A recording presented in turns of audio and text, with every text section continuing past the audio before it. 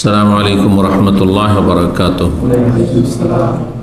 إن الحمد لله نحمده ونستعينه ونستغفره ونعوذ بالله من شرور أنفسنا ومن سيئات أعمالنا. من يهده الله فلا مضل له ومن يضلل فلا هادي له. وأشهد أن لا إله إلا الله وحده لا شريك له وأشهد أن محمدا عبده ورسوله صلى الله تعالى عليه وعلى آله وصحبه وسلم تسليما كثيرا. أما بعد أعوذ بالله من الشيطان الرجيم واعبدوا الله ولا تشركوا به شيئا وبالوالدين إحسانا الآية। সম্মানিত দিনী ভাতৃমণ্ডলী, আল্লাহ রাব্বুল আলামিনের প্রশংসা এবং প্রিয় নবী সাল্লাল্লাহু আলাইহি ওয়াসাল্লামের উপর সালাত ও সালামের পর আজ বৃহস্পতিবার 20 সফর 1447 হিজরি মোতাবেক 14 আগস্ট 2025 আমাদের ধারাবাহিক বিষয়ভিত্তিক আলোচনা। আজকের আলোচনার বিষয়বস্তু বিশেষ একটি গুরুত্বপূর্ণ অধিকার বা হক সম্পর্কে, আর তা হচ্ছে শ্রমিক এবং গৃহকর্মীদের হক।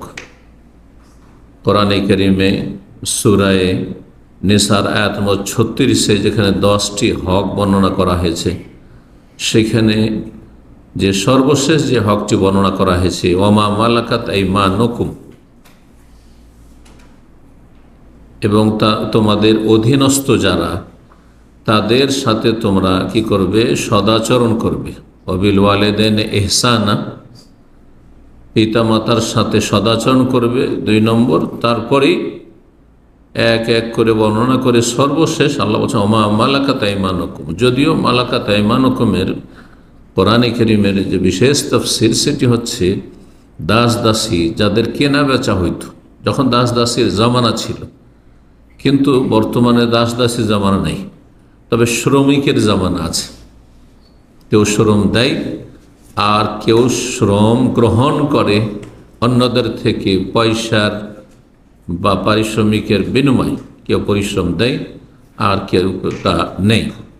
আল্লাহ রাব্বুল আলামিন সবাইকে একই স্তরের করেননি, যাতে করে পৃথিবীতে বিশৃঙ্খলা সৃষ্টি না হয়। সবাইকে একই স্তরের করে দিলে কেউ কাউকে মানত না, কেউ কারো বশত্ব স্বীকার করতো না, কেউ কারো মুখাপেক্ষি হইতো না।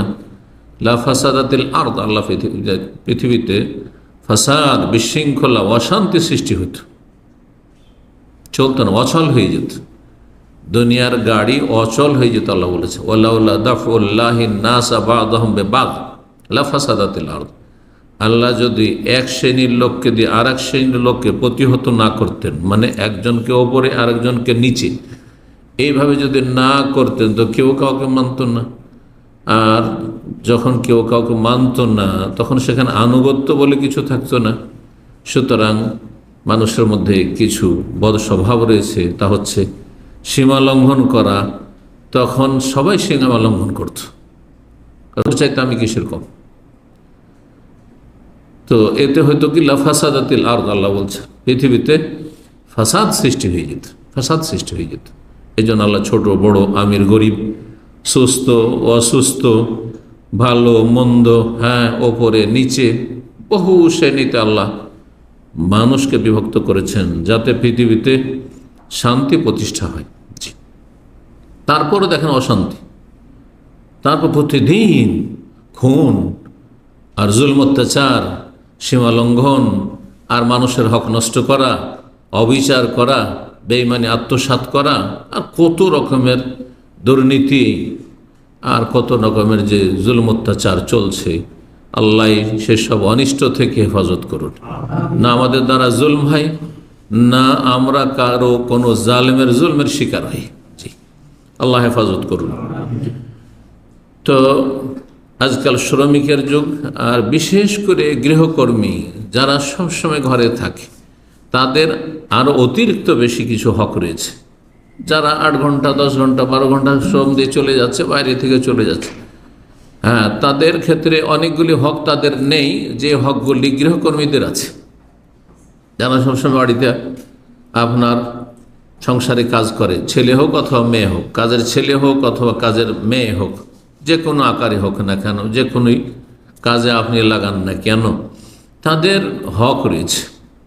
প্রথম কথা, অনেক মুসলিম আছে যারা এই হকগুলি অধিকার সম্পর্কে একেবারে অজ্ঞ। তাহলে তাদের আখলাক চরিত্র ব্যবহার ভালো হবে কি করে? জানেই না তো যে আমাদের বাড়িতে যে কাজের ছেলে আছে, কাজের মেয়ে আছে, চাকর চাকরানি আছে, তাদের এইগুলি হক। আমার অধীনে যে কিছু লোক শ্রম দিচ্ছে, কাজ করছে, আমি একজন ফোরম্যান, আমি একজন সুপারভাইজার, আমি একজন ম্যানেজার, একজন বস, মালিক, তো জানেই না যে এগুলি হক এদের। জানেই না, শুধু জানে হয়তো কিছু ল জানে, কিছু আইন জানে যে এগুলো মেনে চলতে হবে, নাহলে অসুবিধা আছে, কেসে ফেঁসে যাব। মানুষের ভয়, রবের ভয় বলে কোনো কিছু নেই,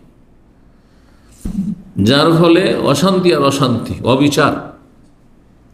তো আজকের বিষয়বস্তু আবার বলছি, শ্রমিক যারা শ্রম দিয়ে থাকে আর গৃহকর্মী, খাদেমা, তাদের হক সম্পর্কে আল্লাহ রাব্বুল আলামিন এটি বড় নিয়ামত যে কিছু লোককে আমাদের অধীনে করেছেন, এবং আমরা একে অপরের পরিপূরক। আমার কাছ থেকে কিছু ফায়দা লোকে পাচ্ছে, অন্যদের থেকে আমি ফায়দা পাচ্ছি। কৃষিকাজ আমার দ্বারা করা সম্ভব নয়, যদি তাদের ফায়দা আমি না পাই তো না খেয়ে মারা যাব। আর আমার এলেম যদি না পাই, আমার মতো যারা এলমওয়ালা আছে তাদের এলেম না পাই, তো সব জাহান্নামে চলে যাবে, সে আমার দ্বারাই হোক বা অন্যের দ্বারাই হোক। জি, এইরকমই কাউকে আল্লাহ পয়সা দিয়েছেন কিছু কাজ করে নেবেন, যদি এমনটা না হইতো তাহলে না খেয়ে মরে যেত। কোথায় ইনকাম সোর্সই থাকতো না, কর্মসংস্থান যেটাকে বলা হচ্ছে আজকাল। কাজের সন্ধানে দেশে পাচ্ছে না, বিদেশে। আর দেশের কোথা থেকে কোথায় গিয়ে কত প্রতিকূল অবস্থায় কত কষ্টে মানুষ কাজ করছে। জি, তো আল্লাহ রাব্বুল আলামিন এগুলি নিয়ামত, এগুলি সম্পর্কে গভীরভাবে যদি আমরা চিন্তা করি, এগুলি প্রত্যেকটি আল্লাহর নিয়ামত। জি, কিছু ভাইদেরকে, কিছু বোনদেরকে, কিছু মানুষকে আমাদের অধীনস্থ করেছেন, যাদেরকে আমরা কিছু কাজ নিতে পারি, সেই কাজগুলি সরাসরি আপনার আমার করা সম্ভব নয়, এবং তাদেরকে যে আমাদের অধীনস্থ করেছেন এর মাধ্যমে আল্লাহ আমাদেরকে পরীক্ষা করেছে। এটাও আল্লাহর পরীক্ষা যে আপনার চাইতে আমার চাইতে কাউকে ছোট করেছে, এটি যাদেরকে বড় করেছেন তাদের জন্য পরীক্ষা, আর যাদেরকে ছোট করেছেন এবং বেশ কিছু কাজে তাদেরকে নিয়োজিত রেখেছেন বড়দের, তাদের জন্য পরীক্ষা, সবার জন্য পরীক্ষা। লিয়াউলা বাজ কোরআনের একটি আয়াত রয়েছে, আল্লাহ একজনকে বা এক শ্রেণীর লোককে আর এক শ্রেণীর লোক দিয়ে পরীক্ষা করেন। রব্বুল আলামিন সূরা আন-নামের আয়াত 165 ইরশাদ, হুয়াল্লাযী জাআলাকুম খালায়েফাল আরদ, আল্লাহ সেই সত্তা যিনি তোমাদেরকে পৃথিবীতে স্থলাভিষিক্ত করেছেন। একসময় মানুষ ছিল না, আদম ছিলেন না, জিনেরাই ছিল, জিন দুনিয়া আবাদ করত, শুধু জিনেরাই ছিল, আর আল্লাহর মালায়েকা ছিলেন। তারপরে খলিফা মানে ছিল জিন, আর তাদের স্থলাভিষিক্ত। এখন জমিন আবাদ করার দায়িত্ব আল্লাহ কাকে দিলেন? আদম সন্তানকে, বনি আদমকে। খালায়েফাল আরদ, ওরাফা বাদাকুম ফাওকা বাদিন দারাজাত, এবং তোমাদের কিছু লোককে কিছু লোকের ওপর আল্লাহ উন্নীত করেছেন, আপার শ্রেণীর, আপার ক্লাসের ওপরে রেখেছেন, বিভিন্ন স্তরে রেখেছেন, কাউকে ওপরে, কাউকে মাঝামাঝি, কাউকে একেবারে নিচে। লিয়াবলুয়াকুম ফিমা আতাকুম, যা আল্লাহ দিয়েছেন, যাকে যা দিয়েছেন তাতে আল্লাহ তোমাদেরকে যাতে পরীক্ষা করতে পারে। আল্লাহর পরীক্ষা, শ্রমিক আল্লাহ পরীক্ষা করেছেন, তুমি যে বেতনটা নিচ্ছ তুমি হালাল নিচ্ছ, হক আদায় করে নিচ্ছ না হারাম খাচ্ছ। মালিক আল্লাহ পরীক্ষা করেছে, তুমি যে কাজ নিলে এতগুলি, তো তার হক দিলে, ন্যায্য অধিকার দিলে, যার উপর চুক্তি হয়েছিল। আল্লাহর পরীক্ষা, কেউ পাস কেউ ফেল, বিভিন্নভাবে। বাড়িতে কাজের গৃহকর্মী রয়েছে, তাদেরকে পরীক্ষা করেছে যে তোমরা এই বাড়িওয়ালার হিতাকাঙ্ক্ষী, না এদের জাদু টোনা দিয়ে এদের সর্বনাশ করছো। অনেক আছে এরকম, অনেক আছে জাদু করে মালিক নিকে বসে রাখতে চায়। কাফেরেরা যারা জাদুর কারবার করে, মুসলিমের না, এরা মুরতাদ। এবং আল্লাহ বাড়িওয়ালাকেও পরীক্ষা করছেন, তাদের সাথে আচার আচরণ কেমন করছো, তাদের হক আদায় করছো কিনা, তোমরা ভালো ভালো খাচ্ছ, তাদেরকেও মাঝে মধ্যে ভালো খেতে দিচ্ছ কিনা, হ্যাঁ তাদের, হ্যাঁ তোমাদের ঘুমের প্রয়োজন, তাদের ঘুমের প্রয়োজন, তারাও তো মানুষ, ঘুমাবার সুযোগ দিচ্ছ কিনা, সব কিছু পরীক্ষা, আল্লাহ সব কিছু জিজ্ঞেস করবেন, সব কিছুর হিসাব দিতে হবে। সুতরাং আল্লাহ যখন পরীক্ষা, এই পরীক্ষায় আমাদেরকে সফল হইতে হবে। হ্যাঁ, শুধু নামাজের পরীক্ষা পাশ করলে হবে না, রোজার পরীক্ষা পাশ করলে হবে না, হ্যাঁ আর কয়েকটা সীমিত ইবাদত বন্দেগীতে পাশ করলে হবে না, আখলাক আমলে, লেনদেনে, মামলাতে সেখানেও পাশ করতে হবে। একটি হাদিস শোনাই, মারুর ইবনে সুয়াইদ রাদিয়াল্লাহু তিনি বলছেন, রাআইতু আবু যার বিন রাবাজা, আবু যার রাদিয়াল্লাহু তাআলা আনহু বিশেষ একটি মাসলা নিয়ে সমস্ত সাহাবায়ে কেরামদের সাথে তার মনোমালিন্য হয়ে যেত। তিনি সে মাসলা ভুল বুঝেছেন এবং তার ভুলের উপর তিনি শক্ত হয়ে গেছিলেন। তার মত ছিল, বিরল একটি মত ছিল, তা হচ্ছে যা কিছু আয় ইনকাম করলেন, খেয়ে দিয়ে সন্ধ্যাবেলা 1 পয়সা বাড়িতে রাখতে পারবেন না। কি করতে হবে? দান করে দিতে হবে, সব দান করে দিতে হবে। মুসলিম সমাজে যারা কমিউনিস্ট আছে, একসময় আমি ক্লাসের বাইরে লেখাপড়া না করলে ভালো আলেম হওয়া যায় না, তো মনে রাখবেন। তো লাইব্রেরিতে বসে অনেক লেখাপড়া করতাম, বহু বই পড়েছি। তো একটি বই পড়লাম, তাতে লিখছে যে ইসলামের ইতিহাসে প্রথম কমিউনিস্ট হচ্ছেন আবু যার রাদিয়াল্লাহু তাআলা। নাউযু বিল্লাহ। আরে কমিউনিস্ট কাফের, কমিউনিজম কুফরি, জি মানব রচিত মতবাদ। আবু যার রাদিয়াল্লাহু তাআলাকে প্রথম কমিউনিস্ট বানিয়ে দিল, কারণ ওই বইয়ের লেখক নিজেই কমিউনিস্ট। কথা বলছেন না? এই হেডলাইন থেকে বুঝে নিতে হবে যে সে কোন আকীদার লোক। কমিউনিস্ট সে নিজেই, রাইটার। আল্লাহ তাদের অনিষ্ট থেকে রক্ষা করুক। হ্যাঁ, দেখেন কমিউনিজমে আর ইসলামের অর্থনীতিতে পার্থক্য। কমিউনিজম বলছে, একটা উদাহরণ দিয়ে, খুব চমৎকার উদাহরণ। 2 জন লোক আছে, একজন খুব লম্বা আর আরেকজন হচ্ছে খুব বেঠি, মানে 19-20 নয়, 2 জনে। তো লম্বাকে বলছে তুই এত কেন লম্বা হলি, তোকে এত লম্বা হইতে দেওয়া যাবে না। কি করতে হবে তাহলে? তোর গলা কেটে নেব, দিয়ে সমান করে দেব, গলা কেটে সমান করে দেব। এটা হচ্ছে কমিউনিজম। আর ইসলামের অর্থনীতি হচ্ছে যে তুমি ছোট হয়ে গেছো আর ও বড় হয়ে গেছে, তোমাকে খারাপ লাগছে তার পাশে, তোমার পায়ের তলায় একটা উঁচা পাথর দিয়ে দেবো, বুঝছেন, বা কয়েকটা ইঁট দিয়ে দিচ্ছি, উঁচা করে দিচ্ছি, তোমাকে সমান সমান হয়ে গেলে, বুঝছেন না? এই জন্য ইসলামে জাকাত, ইসলামে সাদাকা, ইসলামে মানুষের উপকার করা, ইসলামে একাই না খাওয়া, প্রতিবেশী না খেয়ে আছে না খেয়ে আছে, কি অবস্থায় আছে খোঁজ খবর নেওয়া, ইত্যাদি ইত্যাদি। কিসের জন্য? এই পায়ের তলায়, হ্যাঁ, পাথর দেওয়ার জন্য, উঁচা করার জন্য, যে আমার মতো সেও যেন উঁচা হয়। আমরা যেমন 3 বার খাই, সেও 3 বার কমপক্ষে খায়। সুবহানাল্লাহ। জি। তো আবু যার রাদিয়াল্লাহু তাআলা আনহু বলছিলেন যে না, টাকা পয়সা রাখতে পারবে না, রাখতে না হলে কানজ হয়ে যাবে, জাহান্নামে যেতে হবে। সাহাবায়ে কেরাম বলছেন জাকাত দিলে কানজ হয় না, এটি হচ্ছে সঠিক কথা। জাকাত দেন আর তার সাথে অতিরিক্ত দান সাদকা করেন যত পারেন, আর বাকি যদি আপনার উদ্বৃত্ত থাকে অসুবিধা নেই, হালাল রুজি হলে রাখতে পারেন। তো এই নিয়ে দ্বন্দ্ব হইত, ঝগড়া হয়ে যেত। হ্যাঁ, তখন উসমান রাদিয়াল্লাহু তাআলা আমলে তাকে বলা হলো যে আপনি মদিনা না থেকে মদিনার বাইরে যদি থাকেন, তাহলে আর মদিনায় বিভিন্ন লোকের এখানে সমাগম, হ্যাঁ, এখানে ইখতিলাফ হওয়া স্বাভাবিক, আর ঝামেলা হবে এখানে, তো এটা একটা ফাটল ধরবে মুসলিম সমাজে। আপনি একটু নির্জনে থাকেন। তো এক গ্রামে, রাবাজা নামক গ্রামে বসবাস করতেন। সুবহানাল্লাহ। রাবাজা যে হাদিসে পড়েছিলাম, মদিনা থেকে যখন আসতাম এই দিকে আল কাসিম হয়ে রিয়াজের দিকে, তখন শুধু তলাশ করতাম। আমি আল কাসিমে 2 বছর থেকে তখন এই জায়গায় উদ্ঘাটন করেছিলাম। তো রাবাজা কোথায়? তো একদিন দেখি রোডের ডানে বামে কিন্তু আমি তাকাইতে থাকি সৌদি আরবে, কারণ ইসলামের ইতিহাস পড়া আছে, হাদিস পড়া আছে, সেগুলি কোন জায়গার সাথে ওই জায়গাগুলির নাম যে হাদিসে এসছে, যেমন বাহরাইন, এই তো আল-হাসা বাহরাইন, কথা বুঝতে পারছে, হাজার, এই যে আল-হাসারি একটা বিশেষ একটা এলাকা, হাজার, ইত্যাদি ইত্যাদি। তো কথা হচ্ছে যে ইয়ামামা কোথায়, হ্যাঁ, নাজদ কোথায়, এইভাবে।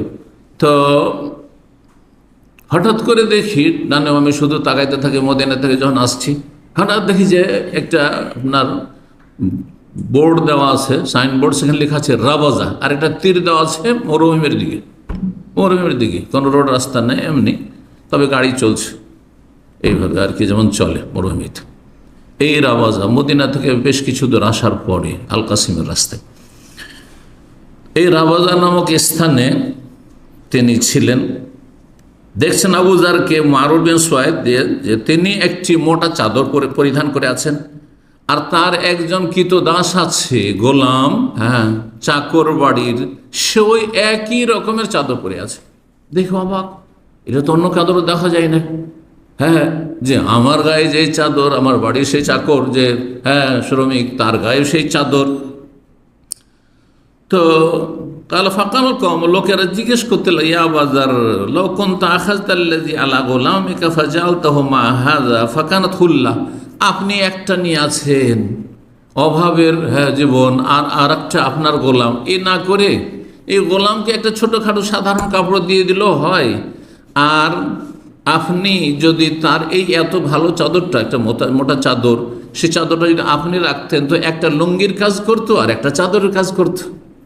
লম্বা চাদরকে গোটা শরীরে জড়িয়ে কাঁধ থেকে বেঁধে সাহাবায়ে কেরামরা অভাবের যুগে একটা চাদরেই জীবনযাপন করতেন, একটা চাদর, সেটা লুঙ্গিরও কাজ হচ্ছে আর সেটা গায়ের জামারও কাজ হচ্ছে। কিভাবে? ছোট কালে আমাদের গায়ের কাপড়, আঞ্চলিক ভাষায় গার কাপড় বলে, শুনেছেন না শোনেননি?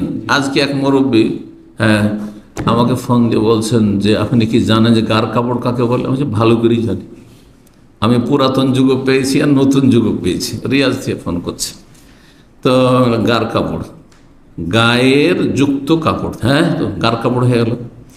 তো সন্ধি বিচ্ছেদ ছোটকালে, তখন সোয়েটারের যুগ ছিল না, তখন আপনার জ্যাকেট ফ্যাকেট এগুলোর নামও জানতাম না আমরা, হ্যাঁ, কেউ জানতো না। আমাদের সমাজে যারা স্কুল কলেজ পড়া, যারা টিচার, শিক্ষক, লেকচার, প্রফেসর, সেইগুলোও জানতো না, হ্যাঁ, তাদের ওইসব ছিল না। আজকে থেকে, হ্যাঁ, ধরেন 45 বছর আগে, তো তখন হয়তো কি একটা চাদর, হ্যাঁ, ঠান্ডার যে পৌষ মাঘ মাসে এই জড়িয়ে দিয়ে মায়েরা পিছন দিয়ে এখানে, হ্যাঁ, গিরা মেঁধে দিয়েছে, ওইটা একবার নিচ পর্যন্ত। এখন নিচে যদি কিছু প্যান্ট পায়জামা নাও থাকে তাও তো চলবে, ওইভাবে সাহাবী জীবন কাটিয়েছে। কথা লম্বা হয়ে যাচ্ছে। তো এটা ভালো হইতো। ওয়াকাসাউতা গোলাম কাসাওবান গায়রাহু, আর আপনার গোলাম কোন একটা কাপড় দিয়ে দিতেন, ভালো হইতো, সাধারণ কাপড়। আবু যার বললেন, না না না, হ্যাঁ, এর পটভূমিকা আছে, ব্যাকগ্রাউন্ড আছে, একটা রহস্য আছে, কেন সমান সমান আমি রেখেছি, কেন সমান সমান, আমার যে কাপড় সেম কাপড় আমার গোলামের। আবু যার বলে, ইন্নী কুনতু সাবাবতু রাজুলান, একদিন এক মানুষকে আমি গাল দিয়েছিলাম, ওয়াকানাত উম্মুহু আজামিয়া, তার মা ছিল অনারব, হ্যাঁ, বরং, হ্যাঁ, সে কালো আফ্রিকান, হ্যাঁ, আরবে নেই, অনারব ছিল। তোকে তাকে তার মায়ের, হ্যাঁ, মায়ের নাম তুলে বা মায়ের, হ্যাঁ, ই করে গালি দিয়েছিলাম, কি বলে যেটা মা তুলে গালি দাও, হ্যাঁ, মা তুলে গালি দিয়েছিলাম, হ্যাঁ, কি বলেছিলাম যে ইয়াবনা সৌদা, অন্য রিওয়ায়াত রয়েছে, হে কালিয়ার সন্তান, জি, হে কালো সন্তান। ফাশাকানি আলা রাসূলিল্লাহ সাল্লাল্লাহু আলাইহি ওয়াসাল্লাম, তখন সেই গোলামটি কি করেছিল, বা সেই লোক রাসূলুল্লাহ সাল্লাল্লাহু আলাইহি ওয়াসাল্লামের কাছে অভিযোগ করলো যে আবু যার এইভাবে আমাকে গাল দিয়েছে, নতুন ইসলাম গ্রহণ করেছেন, জানেন না, সব মাসলা কি জানা আছে, আর তারপরে সবসময় তো মানুষের মন মেজাজ একরকম থাকে না, হ্যাঁ, তালিম তরবিয়ত নবী সাল্লাল্লাহু আলাইহি ওয়াসাল্লাম থেকে ধীরে ধীরে নিচ্ছেন।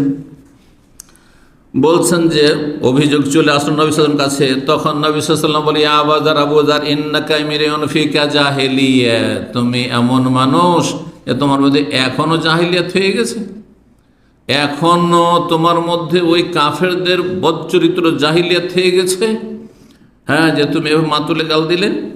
আর এসব কত আমাদের সমাজের লোকেরা করে। হ্যাঁ, যাকে তাকে বাপ তুলে মা তুলে গাল দেওয়া, বংশ তুলে গালি দেওয়া, সব হচ্ছে জাহিলি। হ্যাঁ জি, এগুলো কাফেরদের চরিত্র, মুসলিমের চরিত্র নয়। তাহলে ইন্নাহুম ইখওয়ানুকুম, নবী সাল্লাল্লাহু আলাইহি ওয়াসাল্লাম বললেন যে তোমাদের অধীনস্থ দাস দাসী, চাকর চাকরানি, শ্রমিক, তোমাদের অধীনে যারা কাজ করে তোমাদের ভাইয়েরা। ভাইয়ের সাথে কেমন আচরণ করবে? ভাই বলেই আদব শিখিয়েছে যে ভাইয়ের মতো তার সাথে আচার আচরণ করবে।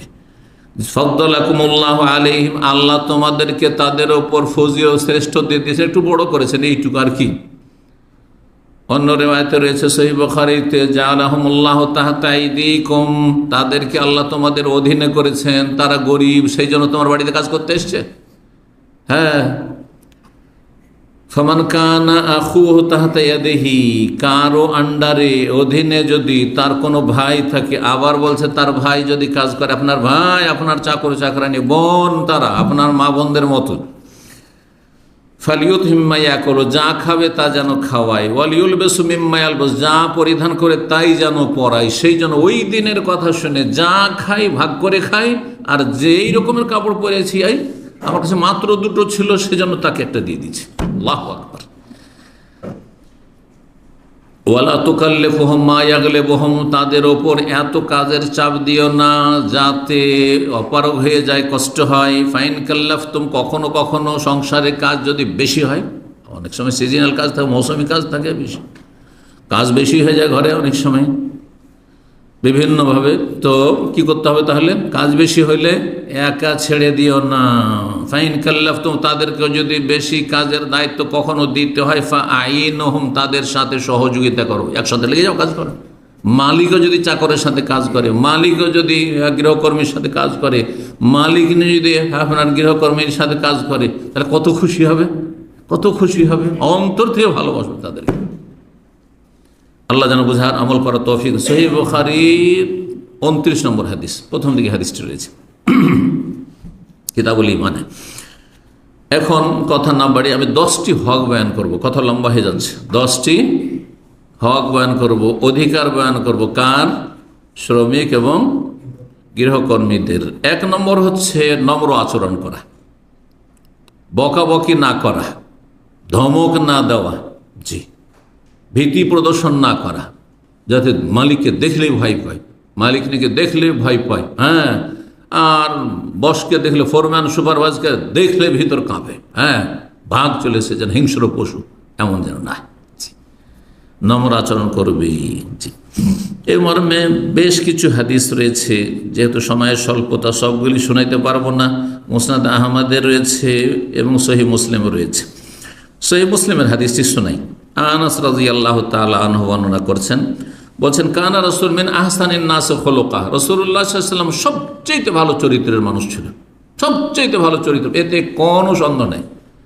আদম সন্তানের মাঝে আম্বিয়া রসুলগণ সবচেয়ে বেশি চরিত্রবান, আর আম্বিয়া রসুলগণের মধ্যে সবচেয়ে বেশি চরিত্রবান সাইয়্যিদুল মুরসালিন খাতামুন নবীন মুহাম্মদ রাসূলুল্লাহ সাল্লাল্লাহু আলাইহি ওয়াসাল্লাম। কানা খুলুকুহু আল কোরআন, যার চরিত্রই ছিল আল কোরআন। সুবহানাল্লাহ। আল কোরআন জীবন্ত যদি দেখতে চান, তিনি হচ্ছেন মুহাম্মদ রাসূলুল্লাহ সাল্লাল্লাহু আলাইহি ওয়াসাল্লাম। জি, রাহমাতুল লিল আলামিন, বিশ্বজাহানের রহমত। মা বাবার মায়ের চাইতে বেশি মায়া রাসূলুল্লাহ সাল্লাল্লাহু আলাইহি ওয়াসাল্লামের। জি, আল্লাহ কোরআনে কেন বলছে, আন-নবী আউলা বিল মুমিনিনা মিন আনফুসিহিম, নবী মুমিনদের নিজের জীবন চাইতে বেশি কাছের মানুষ। মানে আমি আমার জন্য যতটা মায়া করি, তার চাইতে বেশি আমার ওপর মায়া করেছেন রাসূলুল্লাহ সাল্লাল্লাহু আলাইহি ওয়াসাল্লাম। যে কোনো মানুষ যেন জাহান্নামে না যায়, কোনো মানুষ যেন কষ্ট না পায়, কোনো মানুষ যেন না খেয়ে না থাকে, কোনো মানুষ যেন কোনো রকম বিপদ আপদে না থাকে। সুবহানাল্লাহ, সুবহানাল্লাহ। নিজের জন্য যতটা চেষ্টা করেন আপনি করলেন, তার চাইতে বেশি আল্লাহ কোরআনে কারীমে বলছেন, আর রাসূলুল্লাহ সাল্লাল্লাহু আলাইহি ওয়াসাল্লাম হাদিস তো বহু রয়েছে। জি, এই জন্য কারো নিয়ে বোঝা থাকলে, যখন পয়সা আসলো গনিমতের বাইতুল মালে, তখন ঋণ পরিশোধ আমি করব, তোমাদের করতে হবে না। ওর বংশ তলাশ করতে হবে না, কে করবে না করবে। কোনো মানুষ মারা গেছে, ঋণের বোঝা আছে, আমি ঋণ পরিশোধ করে দেব।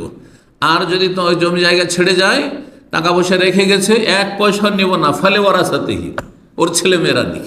হ্যাঁ, ওর উত্তরাধিকারী। সুবহানাল্লাহ, কে আছে এমন? কে আছে? আজ কি ধনকুপ অনেক আছে মুসলিম সমাজে। বলবে কেউ যে শুধু দেশের মুসলিম, শুধু আমার ভাষাভাষী মুসলিম, আমার ডিস্ট্রিক্টের মুসলিম যতগুলি আছে, বা আমার ডিস্ট্রিক্টের মানুষ, তাদের ঋণ যদি মারা যায়, ঋণগ্রস্ত হয়ে তো ঋণের বোঝা আমি নিয়ে নিলাম।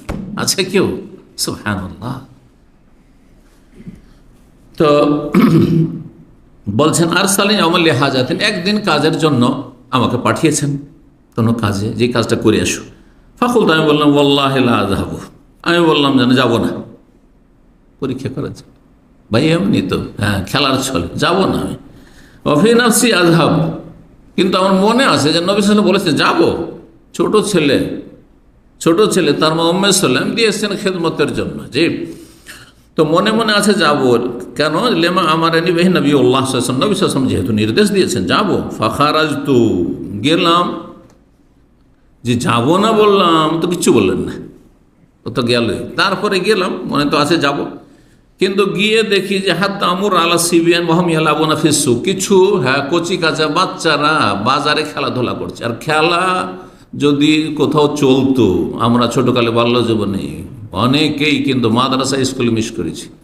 যাচ্ছি কোথাও কোনো খেলা চলছে, তখন ক্রিকেটের যুগ ছিল না, কখন এমন এমন গ্রাম্য খেলা ছিল যেগুলির নাম বলে সময় নষ্ট করা দরকার নেই। যারা জানেন, না হলে জানা কোনো জরুরিও না। হ্যাঁ, কিছু খেলা, আম বাগানে যাচ্ছি, খেলা চলছে, খেলা দেখতে দেখতে থেকেই গেলাম। 1-2 ঘন্টা দেরি হয়ে গেল, আর যাবো এখন আবার মাদ্রাসায় গিয়ে বকা খাবো, তা চল ফিরে চলে যাই। হ্যাঁ, লা হাওলা ওয়ালা কুওয়াতা ইল্লা বিল্লাহ। অনেকে তো আছে এমন যে যেতই না, যাবে না, রাস্তায় বসে থেকে বাপকে শুধু ধোকা দিত যে স্কুলে গিয়েছিল, আসলে যাই না। লা হাওলা, খেলাধুলা করে চলে আসতো না, খেলা দেখে চলে আসতো। তো ছোটদেরকে এরকম খেলা ব্যস্ত করে দেয়। আজকাল মোবাইল এই জায়গাগুলি দখল করে নিয়েছে। তখনকার খেলাধুলাতে তো শরীরও চর্চা হয়তো কমপক্ষে, আর দিন না হলে দুনিয়া তো হইতো। কিন্তু এখনকার খেলাতে খাসেরা দুনিয়া আখেরা, দুনিয়াও বরবাদ, দিনও বরবাদ, শিক্ষাও বরবাদ, ইহকাল সব গেল, পরকাল সব গেল, সব যায়। আল্লাহ হেফাজত করুক মোবাইলের ফিতনা থেকে। সব খেয়েছে মোবাইলে। এর আল্লাহ কল্যাণ দান করুক, আর এর অনিষ্ট থেকে আল্লাহ মানব জাতিকে, মুসলিম জাতিকে রক্ষা করুক বিশেষভাবে। ফাইজা রাসূলুল্লাহ, আমি দেখছি খেলা দেখতে আছি, লেট হয়েই গেছে। পিছন থেকে রাসূলুল্লাহ সাল্লাল্লাহু আলাইহি ওয়াসাল্লাম গিয়ে কাবাদা বেখাফাই, আমি ওয়ারাই, আমার ঘাড়ে হাত দিয়েছেন। হ্যাঁ, ঘাড়ে হাত দিয়েছেন বা এখানে হাত দিয়েছেন। তো এমনি হাত দিয়েছেন। কালা ফানাজার তো এলেইহি, গিয়ে দেখেছি। আপনি ভাবেন তো, যদি আজকালকার কোনো মালিক হয় তাহলে সেখানে মারধর শুরু করে দিবে, বকাবকি শুরু করে দিবে। গিয়ে ঘুরে দেখছি যে কি আমাকে ধরলো, ওয়াজ হাকান, নবী সাল্লাল্লাহু হাসছে, কাজও করেনি, আবার ওখানেও একটা বেয়াদবিমূলক কথা বলেছে যে যাবো না, তার হাসছেন নবী সাল্লাল্লাহু আলাইহি ওয়াসাল্লাম। আল্লাহু আকবার। তার বলছি নাইস ইযহাব হাইসু আমারতুকা, তোমাকে যেতে বলেছিলাম, যাও। সুবহানাল্লাহ, ঠান্ডা মাসে যাও। ফাকুলতু, না, আমি বললাম হ্যাঁ, আনা আযহাবু ইয়া রাসূলুল্লাহ, আমি যাচ্ছি। সহিহ মুসলিমের 2310 নম্বর হাদিস। 2 নম্বর হক, দলিল না বাড়ি, একটি করে দলিল বলি। 2 নম্বর হক হচ্ছে যে শ্রমিকের সাথে অথবা গৃহকর্মের সাথে, আপনার চাকর চাকরানির সাথে, আপনার অধীনে যারা কাজ করে তার সাথে যেই চুক্তি আছে চুক্তি পূরণ করবেন। যা চুক্তি আছে, সূরা মায়েদার প্রথম আয়াত, আল্লাহ বলছে ইয়া আইয়ুহাল্লাযীনা আমানু আউফু বিল উকুদ, হে ঈমানদারগণ, তোমরা চুক্তি তে যে আবদ্ধ হয়েছে তা পূর্ণ করো। যে যা চুক্তি করেছে, যা চুক্তি রয়েছে, খাবার দেবেন, খাবার দিতে হবে। আমাদের সে দিন মজুর যে নেওয়া হয় 2 রকমই নেওয়া হয়। একসময় খাবারেরই হইতো, আমরা ছোটোকালে দেখেছি খাবার আমরা দিতাম যারা দিন মজুর করতাম তাদের। কিন্তু এখন হচ্ছে অনেকগুলি হচ্ছে যে না, খাবার দাবার নেই, বলে সুক্ষা। সুক্ষা মজদুর, মানে খাবার দাবার দেবেন, কিন্তু হারাম দেবেন। আমাদের বাড়িতে কিছু শ্রমিক এমন কাজ করতো, ঘরের কিছু কাজ করছে, তো মাঝে মাঝে বিড়ি চেয়ে ফেলতো। আমরা যখন ছোট, বিড়ি চেয়ে ফেলেছে, তো আব্বা রহমতুল্লাহ আলী তাকে এসে বলছে যে বিড়ি চাইছে। বলছে বলো, বিড়ি নেই। ও ভাত আরও বেশি করে খেয়ে নি, কিন্তু বিড়ি নেই। জীবনে কোনোদিন নাও না, বিড়ি দেওয়ার প্রশ্নে ওঠে না। জর্দা চাইছে, হারাম দেবেন না। তামাক চাইছে, হারাম দেবেন না, হারাম কিছু দেবেন না। জি। তো যা চুক্তি হয়েছে সেই চুক্তি পুরা করা, অবিচার না করা, বেতন যত চুক্তি করেছেন তাই দিতে হবে, দৈনিক দেবেন না, সাপ্তাহিক দেবেন না, মাসিক দেবেন। আপনারা মাসিক বেতন পান ভাবছেন মাসিক, কিন্তু পশ্চিমা দেশের সাপ্তাহিক বেতন হয়, আবার আমাদের দিন মজুরে দৈনিক হয়, হয় না? হয় না? জি হ্যাঁ। তো যেখানে যেমন চুক্তি রয়েছে। জি।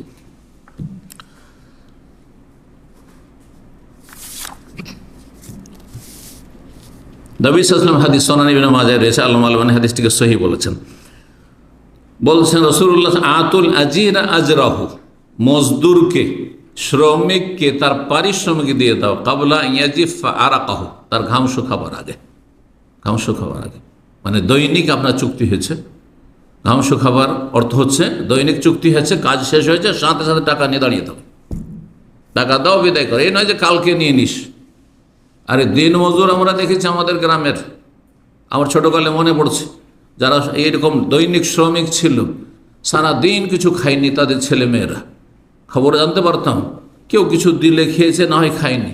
অনেক সময় ওই ধার নেওয়ার জন্য ওই সেই আশেপাশের সেই মহিলারা বাড়িতে কিছু চাল ধার নিতে আসতো, তখন বুঝতে পারতাম সারাদিন অনাহারে আছে, কিছু চাল ধার দাও।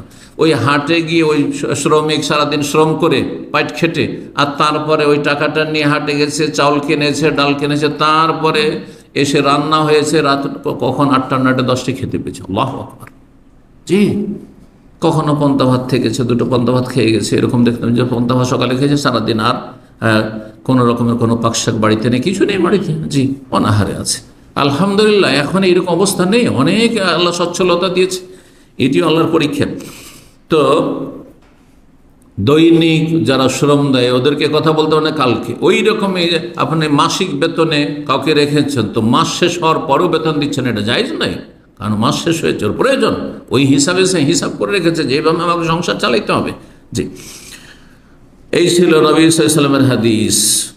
শ্রমিকদের, গৃহকর্মীদের যারা অধীনস্থ তাদের উপর জুলুম করা থেকে নবী সাল্লাল্লাহু আলাইহি ওয়াসাল্লাম কঠোরভাবে সতর্ক করেছেন, কঠোরভাবে সতর্ক করেছেন।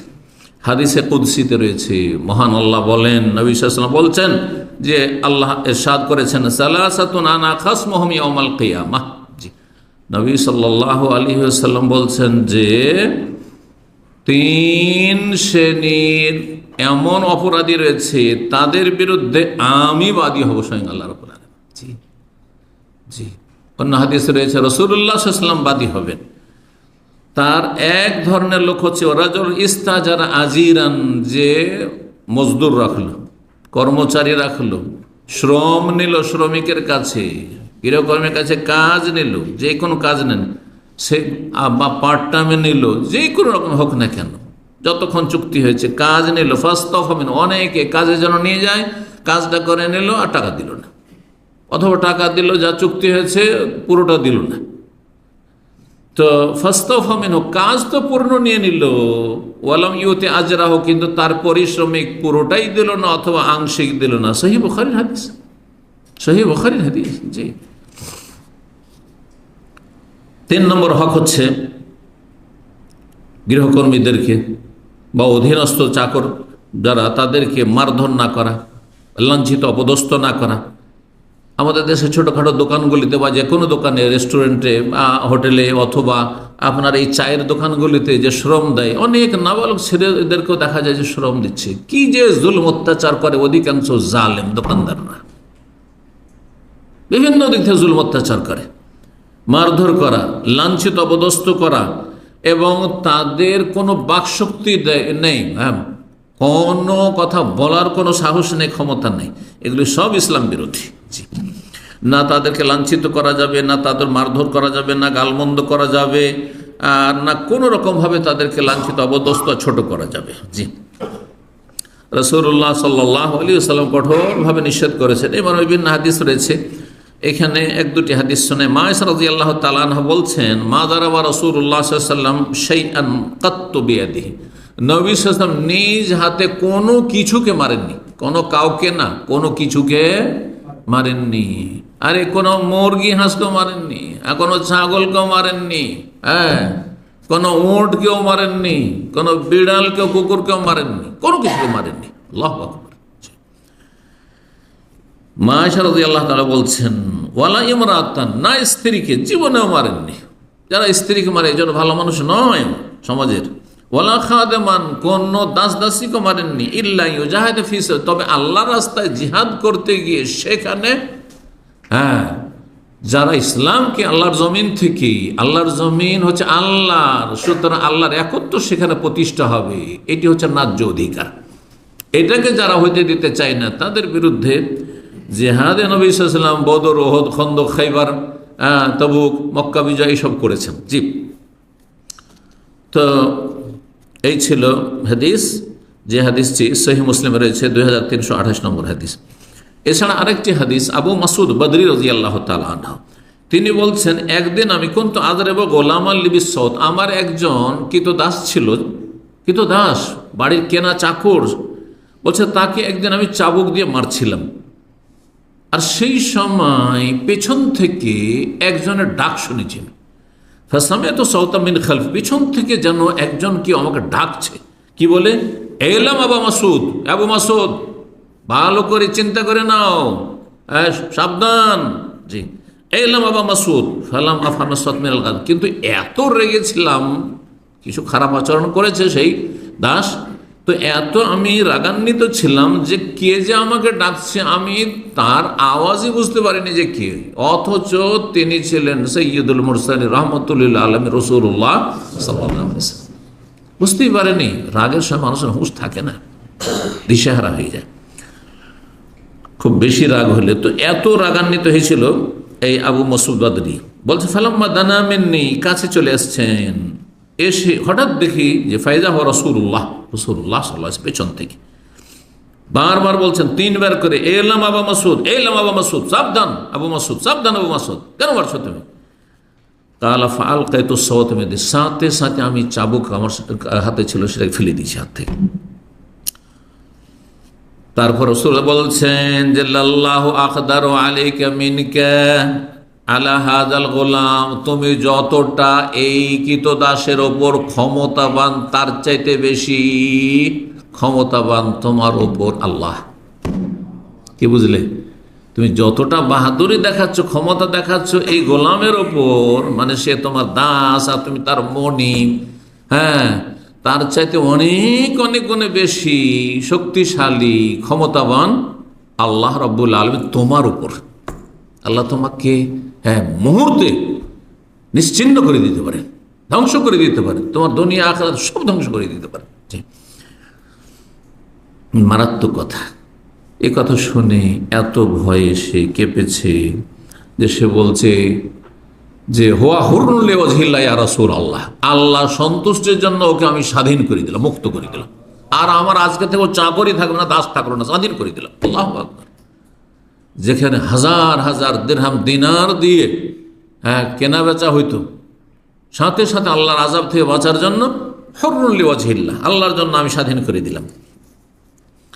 তখন নবী সাল্লাল্লাহু আলাইহি ওয়াসাল্লাম বলেছেন, যদি এটা না করতে লাউমা ফাআলতা লালাফাহাত কান্নার আও লামাসাত কান্নার, তুমি যদি এই দাসটিকে মুক্ত না করতে, যেহেতু তুমি জুলুম করেছো তাকে মারধর করে, তাহলে তোমাকে জাহান্নামের আগুন গ্রাস করে নিত, জাহান্নামের আগুন তোমাকে জ্বালিয়ে ফেলত।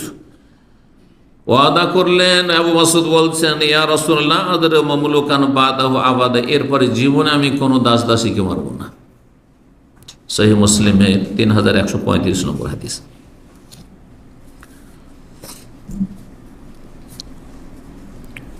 সময় স্বল্পতার জন্য আর দলিল পেশ করছি না, 4 নম্বরে চলে যায়। 4 নম্বর অধিকার হচ্ছে মানুষ মাত্র ভুল হইতে পারে, মালিকের ভুল হইতে পারে না, বাড়িওয়ালার পয়সাওয়ালার ভুল হতে পারে না, ফোরম্যান সুপারভাইজার ভুল হইতে পারে না, তো আপনার অধীনে যারা রয়েছে, আমের লেবার রয়েছে, তাদেরও ভুল হইতে পারে, গৃহকর্মীরও ভুল হইতে পারে, চাকর চাকরানিরও ভুল হইতে পারে, অন্যায় হইতে পারে, ইচ্ছা করে হইতে পারে, অনিচ্ছাকৃত হইতে পারে।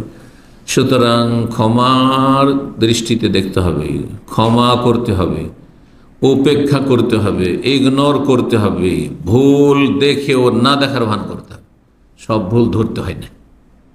যদি আপনি সুখে শান্তিতে থাকতে চান আর মানুষের অন্তর জয় করতে চান, তো একটি কথা শিখে নেন, তাসামুহ, মানে উপেক্ষা করা, ইগনোর করা, ভুল জেনেও না জানার ভান করা, হ্যাঁ ভুল দেখেও না দেখার ভান করা। এটা ভুল দেখেছেন, আপনার স্ত্রী এটা ভুল করছে, জানতেই দিলেন, বুঝতে দিলেন না। যে ছেলে মেয়ে ভুল করেছে, বুঝতে দিলেন না যে আমি জেনে নিলাম তোমার এই দোষটি। হ্যাঁ, সব ভুল ধরতে হয় না। হ্যাঁ, যখন দেখছেন যে না সীমা ছড়িয়ে যাচ্ছে, হ্যাঁ এখন না ধরলে হবে না, তখন ধরতে হবে। হ্যাঁ, কিন্তু দেখতে হবে যে ভুলের পরিমাণটা কত, অপরাধটা কী ধরনের, সেই অনুযায়ী আপনাকে তার তরবিয়ত বা শাসন করতে হবে। আব্দুল্লাহ বিন ওমর রাদিয়াল্লাহু তাআলা আনহু বলেন, তিনি বলছেন, যা রাজুল ইয়া নবী সাল্লাল্লাহু আলাইহি ওয়াসাল্লাম, জনৈক ব্যক্তি নবী সাল্লাল্লাহু আলাইহি ওয়াসাল্লামের কাছে আসলো, এসে বলে, ইয়া রাসূলুল্লাহ কাম নাফু আনিল খাদিম, বাড়িতে দাস দাসীরা রয়েছে বা গৃহকর্মীরা রয়েছে, তাদেরকে কতটা ক্ষমা করব, কতবার ক্ষমা করব, কাম কতবার, কতবার ক্ষমা করব। ফাসামাতা, নবী সাল্লাল্লাহু আলাইহি ওয়াসাল্লাম নীরব হয়ে গেলেন, কোনো জবাব দিলেন না। সুম্মা আদ আহিল কালাম, বারবার দ্বিতীয়বার তৃতীয়বার জিজ্ঞেস করছেন ওই লোক যে, ইয়া রাসূলুল্লাহ কতবার মাফ করব, তারপরে পকড়াও করব।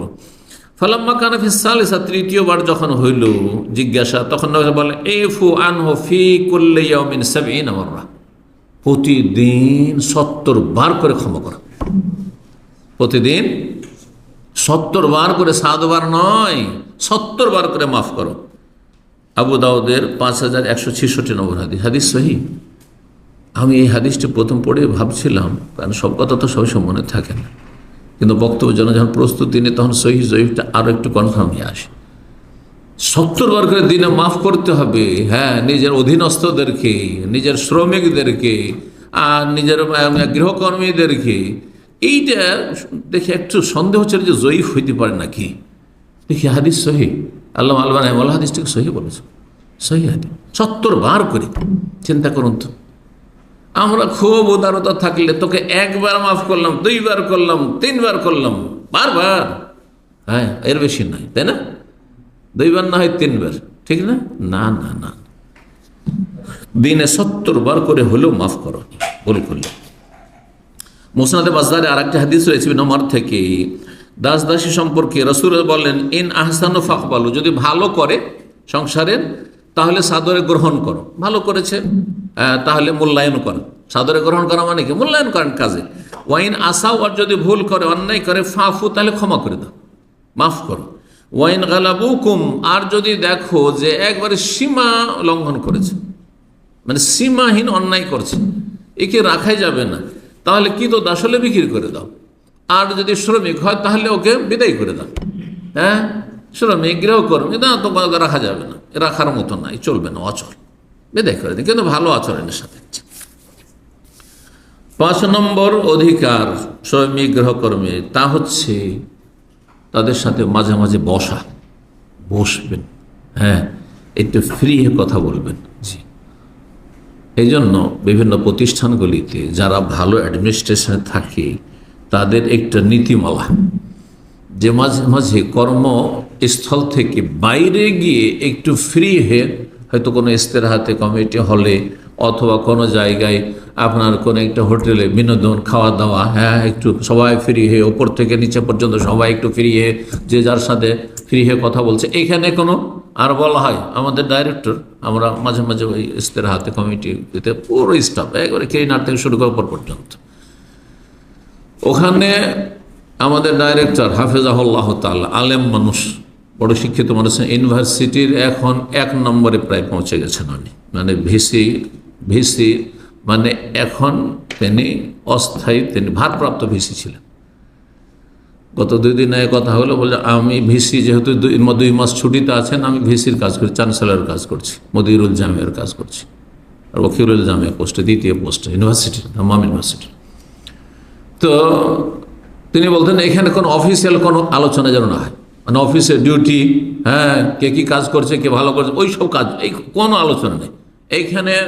অন্য আলোচনা, দুনিয়ার গল্প, দিনের গল্প, দিনের কথা, নসিহা, উপদেশ, ওগুলো ঠিক আছে, কিন্তু কাজ নিয়ে, হ্যাঁ এখানে কোনো কথা নেই, কোনো কাজের কথা নেই।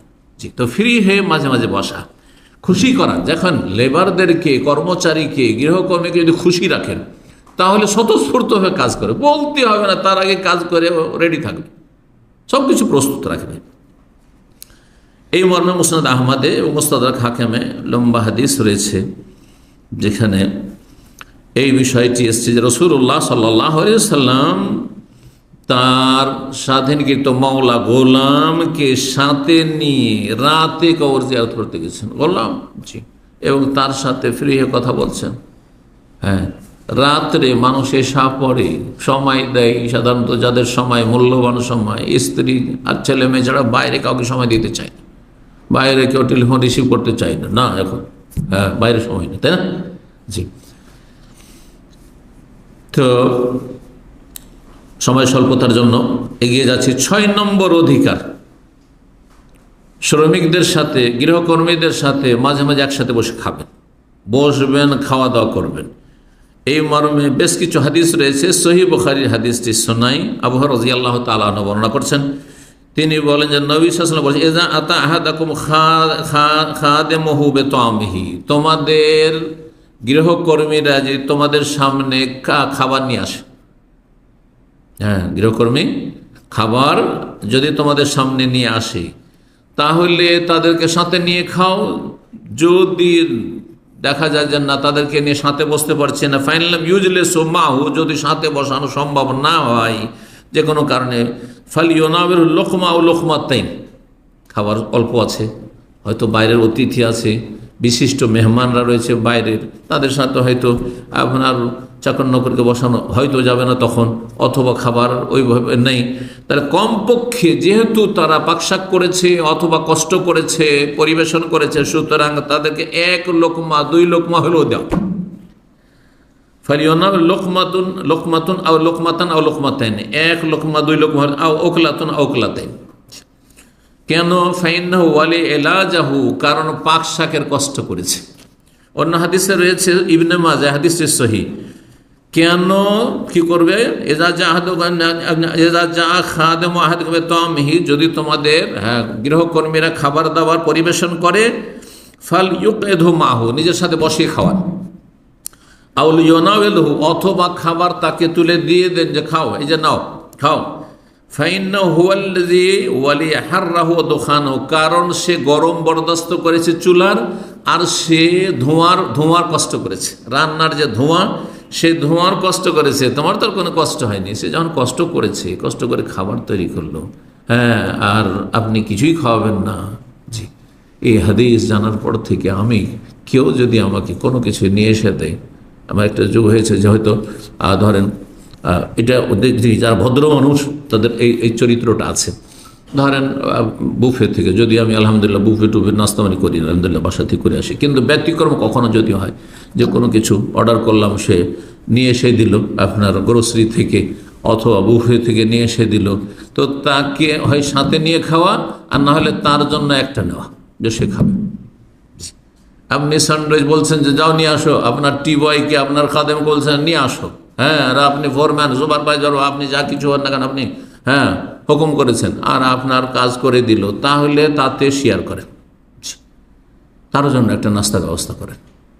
অনেক সময় হয়তো নাস্তা করবেন, নাস্তা করে এসছেন, তাহলে তাকে পয়সা দিয়ে দেন, ভদ্র মানুষরা তাকে পয়সা দিয়ে দেন, কারণ গরিব পয়সার মুখাপেক্ষী। জি, তো এই ছিল হাদিস। সহিহ বুখারীতে হাদিসটি রয়েছে 5039, যে হাদিসটি আগে বললাম সহিহ বুখারীর, আর ইবনে মাজাহ রয়েছে 3291 নম্বর। 7 নম্বর হক, তা হচ্ছে মায়া মমতা করা। অনেক গৃহকর্মী রয়েছে, অনেক শ্রমিক রয়েছে, বাড়ি ফরিদপুর, বাড়ি রংপুর, আর ঢাকায় এসে কাজ করছে। বাড়ি কোথায়? পূর্ব পশ্চিম উত্তর দক্ষিণে, 500 কিলোমিটার দূরে, 50-100 কিলোমিটার দূরে, দূরে কাছে বিভিন্ন জায়গা থেকে এসে কাজ করছে। নিজের বাপ মা থেকে দূরে রয়েছে, নিজের আত্মীয় স্বজন থেকে দূরে রয়েছে, ভাই বোন থেকে দূরে রয়েছে। তো সেই অনুভূতিটা আমরা থাকতে হবে না? মায়া মমতা করবেন এবং তাদের সাথে ভালো নম্র আচরণ করবেন। যেই সময়টা কঠিন সময়, গরমের সময় আরও বেশি মায়া মমতা করবেন। জি, এইসব হওয়া উচিত। যেই সময় যত বেশি কষ্ট, তত বেশি তাদের উপর মায়া থাকতে হবে। এই মর্মে বেশ কিছু হাদিস রয়েছে, তার মধ্যে একটি হাদিস বড় লম্বা হাদিস। রাবিয়া ইবনে কাব আল আসলামী রাদিয়াল্লাহু তাআলা আনহু, এক যুবক ছেলে ছিল, সাহাবী, যুবক, বিয়ে হয়নি এখন, নবী সাল্লাল্লাহু আলাইহি সাল্লামের সবসময় সংসারের কাজ করে দিত, সবসময় খেদমত করত। রাবিয়া বলছেন যে নবী সাল্লাল্লাহু আলাইহি সাল্লামের উজু লাগলে উজুর পানি নিয়ে এসে দিতাম, জুতাটা সোজা করে দিতাম, স্যান্ডেল সোজা করে দিতাম, আর তারপরে যেগুলি কাজ মানে দৈনন্দিন যেসব কাজ, এই কাজগুলি সবসময় করে দিতাম, আর সবসময় থাকার চেষ্টা করতাম আমি নবী সাল্লাল্লাহু কাছে। এখানে বলছেন কুনতু আখদেমু রাসূলুল্লাহ, আমি রাসূলুল্লাহ সাল্লাল্লাহু আলাইহি খেদমত সেবা যত্ন করতাম। একদিন রাবিয়া বললেন, একদিন বললেন নবী সাল্লাল্লাহু আলাইহি সাল্লাম, হে রাবিয়া, ইয়া রাবিয়া আলা তাতাজাওয়াজ, বিয়ে করবে না? একটা চাকরকে, একটা ক্লিনারকে যদি বলেন কি বিয়ে শাদী করবে না, হ্যাঁ, এটা গরিবকে, একজন আপনি প্রফেসর, আপনি একজন বস, আপনি একজন ডাইরেক্টর ম্যানেজার, আপনি একজন বাড়ির মালিক, আর আপনার বাড়িতে একটা চাকর আছে, শ্রমিক আছে, অবিবাহিত, হ্যাঁ, বা যুবক, তো তাকে বলে কি বিয়ে শাদী করবে না, আপনার সাথে একটু ফ্রি হবে, আর বলছে না আমার খোঁজ খবর নিচ্ছে, সুখ দুঃখের খোঁজ খবর নিচ্ছে, এই অনুভূতি তার হবে। আর তারপরে তাকে সহযোগিতা করার জন্য যেন অফার করছেন আপনি। তখন রাবিয়া বলল যে লা ওয়াল্লাহি ইয়া রাসূলুল্লাহ, বিয়ে করবো না আল্লাহ রাসূল, মা উরিদু আন আতাজাওয়াজ, আমি বিয়ে করতে চাই না। কেন? মা ইনদি মা ইয়াকিমুল মারা, কারণ আমার কাছে এমন কোনো ব্যবস্থা নেই, আর্থিক সচ্ছলতা নেই যে আমার বাড়িতে মহিলা এসে টিকবে। কি দেখে থাকবে? কিছুই তো নেই, আমি গরিবের ছেলে, কিছুই নেই, আমি বিয়ে করবো, থাকবে? তো তালাক নিয়ে চলে যাবে, থাকবেই না। ওমা ওহিবাইয়াসগালানি আনকা শেয়ার, আমি চাই না যে বিয়ে করে স্ত্রী নিয়ে ব্যস্ত হয়ে যাব আর আপনার খেদমত থেকে বঞ্চিত হয়ে যাব, ওটাও চাই না। আমি এই দুনিয়াদারিতে আমি বিয়েতে এঙ্গেজ হতে চাই না। ফাআরাদানি, কিন্তু নবী সাল্লাল্লাহু বলছেন যে ফাআরাদানি, নবী সাল্লাল্লাহু আলাইহি ওয়াসাল্লাম আমার থেকে মুখটা ফিরিয়ে নিলেন। ফাখাদামতুহু মা খাদামতুহু, তারপরে খেদমত করতে থাকলাম। দ্বিতীয়বার আবার বলছে ইয়া রাবি আলা তাজাওয়াজ, বিয়ে করবে না? ফাকুলতু মা উরিদু আন আতাজাওয়াজ মা ইনদি মা ইয়াকিমুল মারা, বিয়ে করার মতো সামর্থ্য নেই, স্ত্রী আমাদের কি দেখে থাকবে, হ্যাঁ, আমি বিয়ে করব না, আর আমি চাই না যে আপনার খেদমত ছাড়া আমি অন্য কিছুতে ব্যস্ত হই। নবী সাল্লাল্লাহু আলাইহি ওয়াসাল্লাম মুখটা ফিরিয়ে নিলেন, মানে পছন্দ করলেন না এই উত্তর আমার। সুম্মা রাজাতু ইলা নাফসি, তারপরে মনে মনে চিন্তা করলাম যে ওয়াল্লাহি লা রাসূলুল্লাহ বিমা ইউসলিহুনি ফিদ দুনিয়া ওয়াল আখিরা আলাম মিন্নি। আবার চিন্তা করলাম, বারবার করে না করছি, বিয়ে করব না, বিয়ে করব না, নবী সাল্লাল্লাহু আলাইহি ওয়াসাল্লাম অফার করছেন বিয়ে করে নাও, বিয়ে করে নাও, বিয়ে করো না কেন? তো নবী সাল্লাল্লাহু আলাইহি ওয়াসাল্লাম আমার বেশি হিতাকাঙ্ক্ষী, দুনিয়া আখিরাতের সার্বিক কল্যাণ কিসে আছে তিনি বেশি বুঝছেন, বেশি জানছেন, সুতরাং নবীর কথাটা শুনেই নি। তারপরে বলছেন ওয়াল্লাহি লাইন কাল, তারপরে বলছে এবার যদি বলেন নবী সাল্লাল্লাহু আলাইহি ওয়াসাল্লাম যে বিয়ে করবেন তো আমি বলবো যে হ্যাঁ। বলছে ওয়াল্লাহি লাইন কাল তাজাওয়াজ লা আকুলানা নাম ইয়া রাসূলুল্লাহ, এবার যদি বলেন যে এ রাবিয়া বিয়ে করে নাও, তাই বলে হ্যাঁ ইয়া রাসূলুল্লাহ, মুরনি বিমা শাত, আপনার ইচ্ছে, কোথায় বিয়ে করবো বলেন। কাল ফাকাল ইয়া রাবিয়া আলা তাজাওয়াজ, বিয়ে করবেন না? ফাকুলতু বালা মুরনি বিমা শিত, অবশ্যই বিয়ে করবো, কেন করবো না ইয়া রাসূলুল্লাহ, আপনি যা বলবেন তাই শুনবো আপনার কথা, কোথায় বিয়ে করতে বলছেন বলেন। কালা, নবী সাল্লাল্লাহু আলাইহি ওয়াসাল্লাম বলে ইনতালিক ইলা আলি ফুলান হাইয়্যিন মিনাল আনসার, অমুক গোত্রে চলে যাও তুমি, অমুক মহল্লার অমুক যে গোত্র আছে ওই গোত্রে চলে যাও। হ্যাঁ, আনসারীদের একটি গোত্রের কথা, মহল্লার কথা বলে দিলেন। হাই, এখন হাই বলা হচ্ছে মহল্লাকে, তাই না? হাইউল খালিজ, হাইউল নাখিল, জি এলা হাইয়্যিন মিনাল আনসার, আনসারীদের একটি ওই মহল্লায় চলে যাও, পাড়ায়। ফাকুল্লাম, তাদেরকে গিয়ে বলে ইন্না রাসূলুল্লাহ আরসালানি ইলাইকুম, রাসূলুল্লাহ আমাকে আপনাদের কাছে পাঠিয়েছেন। কি জন্য? ইয়ামুরুকুম, আপনাদেরকে হুকুম দিয়েছেন, নির্দেশ দিয়েছেন, আনতুজাউযুনি ফুলানাতা, আপনাদের পরিবারে বা আপনাদের এই গোত্রে অমুক মেয়েটি আছে, ওর সাথে আমার বিয়ে দিয়ে দেন, হ্যাঁ, বিয়ের ব্যবস্থা করে দেন। লিমরাতি, মানে তাদের একজন মেয়ের নাম উল্লেখ করে পাঠান নবী সাল্লাল্লাহু আলাইহি ওয়াসাল্লাম। নবী সাল্লাল্লাহু জানতেন যে ওই মেয়েটির প্রয়োজন হয়েছে, বিয়ের প্রয়োজন রয়েছে, এই ছেলেকে পাঠিয়ে দিলেন। ফাযাহাবতু ফাকুলতু লাহুম, তাদেরকে গিয়ে বলি ইন্না রাসূলুল্লাহ আরসালানি ইলাইকুম, রাসূলুল্লাহ আমাকে পাঠিয়েছেন, ইয়ামুরুকুম, আপনাদেরকে নির্দেশ দিয়েছেন, আন তুজাউযুনি ফুলানা, অমুক মেয়ের সাথে আপনাদের বংশের গোত্রে যে রয়েছে ওর সাথে আমার বিয়েটা দিয়ে দেন। ফাকালু, তখন তারা বলল মারহাবান বিরাসূলিল্লাহি সাল্লাল্লাহু আলাইহি ওয়াসাল্লাম, বিরাসূলিল্লাহি সাল্লাল্লাহু আলাইহি ওয়াসাল্লাম, মারহাবা মানে স্বাগতম, কাকে? রাসূলুল্লাহ সাল্লাল্লাহু আলাইহি ওয়াসাল্লামকে, মানে রাসূলুল্লাহ সাল্লাল্লাহু আলাইহি ওয়াসাল্লাম নির্দেশকে, যে নির্দেশ দিয়ে পাঠিয়েছেন, রাসূলুল্লাহ সাল্লাল্লাহু আলাইহি ওয়াসাল্লামের দূত কেউ স্বাগতম। কে দূত? এ রাবিয়া, যে নবী সাল্লাল্লাহু আলাইহি ওয়াসাল্লাম পাঠিয়েছেন। ওয়াল্লাহি লায়ুর যাও রসুল রসুলিল্লাহ ইল্লা বিহাজাতেহি, সেই গোত্রের লোকেরা খাঁটি ইমানদার ছিল, বললেন যে আল্লাহর কসম করে আমরা বলছি রসুল্লাহ সাল্লাল্লাহু আলাইহি ওয়াসাল্লাম যাকে দূত করে আমাদের কাছে এই সংবাদ এই মেসেজ দিয়ে পাঠিয়েছেন তাকে ফেরত পাঠানো হবে না, অবশ্যই আমরা বিয়ে দিয়ে দেবো। ফাজাওয়াজুনি ওয়া আলতাফুনি, আমার বিয়ে শাদিও দিয়ে দিলেন, আমার আর বড়ই আমার সম্মান করলেন। মুসনাদ আহমদ হাদিসটি রয়েছে, হাদিসটি হাসান, আল্লামা আল মাজি বলেছেন। এই রবিয়ার আর একটি ঘটনা রয়েছে। নবী সাল্লাল্লাহু আলাইহি ওয়াসাল্লাম কি বলছিলাম যে অত্যন্ত মায়ার কথা বলছিলাম যে একটি অধিকার, 7 নম্বর অধিকার কি ছিল? মায়া মমতা করা, দয়া করা এবং দুর্দিনে কোন অবস্থায় আছে, কঠিন অবস্থায় আছে তখন আরো বেশি খোঁজ নেওয়া। তো এই মর্মে হাদিসটি সহিহ মুসলিমে রয়েছে। রাবিয়া বলছেন, রাবিয়া বিন কাবুল আসলামী বলছেন, কুনতু আবিতু মা রাসূলিল্লাহ, আমি রাসূলুল্লাহ সাল্লাল্লাহু আলাইহি ওয়াসাল্লাম রাত থেকে যেতাম, রাসূলুল্লাহ সাল্লাল্লাহু আলাইহি ওয়াসাল্লাম ছোট ছেলে থেকে যেতাম এখানে। ফাআতাই তুমি ওয়াজুই ওয়া হাজাতে, নবী সাল্লাল্লাহু আলাইহি ওয়াসাল্লাম উযুর পানি এনে দিতাম, আর নবী সাল্লাল্লাহু আলাইহি ওয়াসাল্লাম যা প্রয়োজন তাই এনে এসে দিতাম।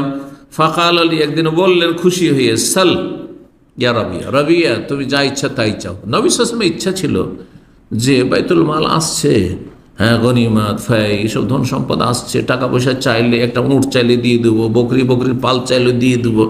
তো সালনি ফাকুলতু আসআলুকা মুরাফাকাতাকা ফিল জান্নাহ, আপনার সাথে জান্নাতে সঙ্গী হইতে চাই। আল্লাহু আকবার। যুবক ছেলে, এই যুবকে সদ্য উঠেছে, হয়তো 12-14 বছর 15 বছর বয়স, এর বেশি নয়। হ্যাঁ, নবী সাল্লাল্লাহু আলাইহি ওয়াসাল্লাম কাছাকাছি থাকার চেষ্টা করেন, মসজিদে থাকেন। তো বলছে আসআলুকা মুরাফাকাতাকা ফিল জান্নাহ, আপনার সাথে জান্নাতের সঙ্গী হতে চাই ইয়া রাসূলুল্লাহ। কাল আওয়া গায়রা, আরেক অন্য কিছু চাও, অন্য কিছু চাও, উদ্দেশ্য দুনিয়ার কিছু চাও। কাল হুয়া যাক, ব্যাস ওইটাই চাই, আর কিচ্ছু চাই না, টাকা পয়সা কিচ্ছু চাই না। হুয়া যাক, কালা যদি জান্নাতের সঙ্গী হইতে চাও তাহলে তোমাকে আমার সাথে সহযোগিতা করতে হবে, মানে তোমারও কিছু করণীয় আছে। এমনি আকাঙ্ক্ষা করলে, আশা করলে হয় না, আশা অনুযায়ী কর্ম করতে হবে। জি, আপনি দিনের দায়ী হতে চান, আপনাকে এলেম হাসিল করতে হবে না, আপনাকে চেষ্টা করতে হবে না। হ্যাঁ, আপনি ভালো মানুষ হতে চান, তো ভালো মানুষের বৈশিষ্ট্যগুলি আপনার মধ্যে হইতে হবে না, এমনিতে হবে? এমনিতে কোনোদিন হবে না। শিক্ষিত হতে চান, লেখাপড়া করতে হবে। জি, ব্যবসায়িক হতে চান, তাহলে সে সম্পর্কে আপনাকে পারদর্শী হইতে হবে, আর তার ঝুঁকিও নিতে হবে, যা রয়েছে করণীয় তা করতে হবে। বললেন ফাআইন্নি আলা নাফসিকা বিকাসরাতি সুজুদ, যখন তুমি আমার সাথে জান্নাতের সঙ্গী হইতে চাও তাহলে চিন্তা করুন, একটা ছেলের তাহার আকাঙ্ক্ষা কত, মানে সৎ আকাঙ্ক্ষা, হ্যাঁ, তার আশা কত সুন্দর, কত প্রশংসনীয়।